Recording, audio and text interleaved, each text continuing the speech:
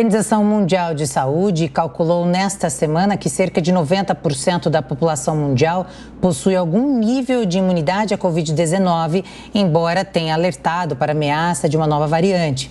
De acordo com informações do diretor-geral da OMS, estamos muito mais perto de poder dizer que a fase de emergência da pandemia terminou, mas ainda não chegamos lá. Ele ainda alertou que a redução da vigilância dos contágios está abrindo as portas para uma nova variante do vírus, que pode superar a dominante Ômicron. Atualmente existem mais de 500 subvariantes da Ômicron e todas são altamente transmissíveis.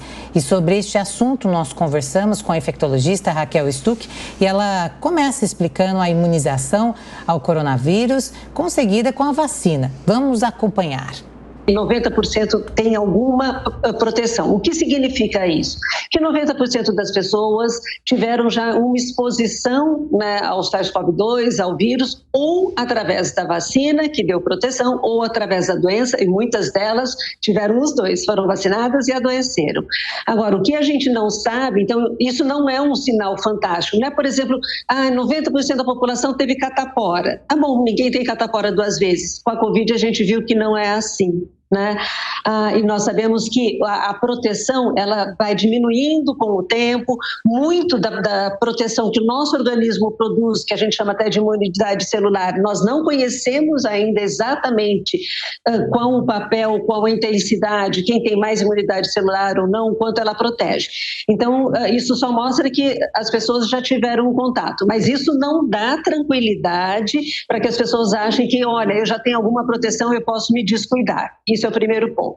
O segundo ponto é, sim, nós podemos estar, a falta de vigilância, né, no sentido de tentar bloquear a transmissão e até mesmo, né, de se fazer um diagnóstico de novas variantes, de continuar testando, de isolar o vírus e fazer por material genético para saber o que vírus que é, faz com que nós corramos o risco, sim, de variantes que venham desafiar as vacinas existentes, que nós precisamos fabricar novas vacinas específicas, isso leva um tempo, 4, 6 meses, entre fabricar e disponibilizar a vacina, e variantes que desafiem as vacinas já existentes, que desafiem as medicações também que existem para impedir formas graves da doença.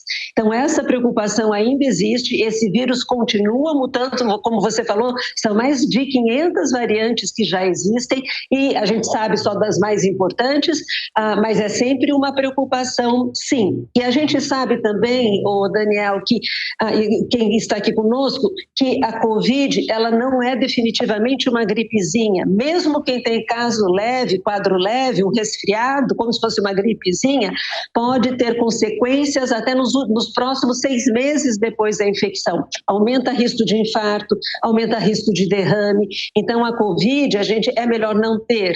Né? E a gente ter medidas mais eficazes de proteção que impeçam até os casos leves. Ainda estamos um pouco longe disso. Porque nós vimos nesses 3 anos, né, que a Covid ela sempre vai atropelando e trazendo um número cada vez maior de casos, reinfecções acontecem, então eu posso ter uma, posso ter 2 vezes e posso ainda ter formas graves da doença. Né? Então, para a Covid, o conceito de imunidade de rebanho, infelizmente, ele não acontece. O mundo inteiro ainda estuda muito isso, ainda não temos uma conclusão definitiva. Já caminhamos muito, mas ainda algumas coisas nós ainda não sabemos. Em relação ao diagnóstico, sim, nós temos ainda dificuldades, nós sabemos que nós temos até uma falta de investimento nos centros de pesquisa, nos laboratórios, tanto para insumos quanto para pessoal também. E isso faz com que a gente não possa ter, vamos dizer assim, um número adequado ou desejado, né, de vírus que possam ser processados para a gente saber qual exatamente que é a variante que está circulando entre nós. Fazemos isso, né? Vários centros, aqui São Paulo, Manaus faz isso, né? O Amazonas com muita propriedade, mas a gente poderia fazer, né, testar mais e conseguir identificar uma quantidade maior de vírus. Para isso a gente tem que ter recursos, tanto para laboratório, para insumos, né, para o material, quanto para as pessoas capacitadas também trabalharem nesse ramo aí do diagnóstico.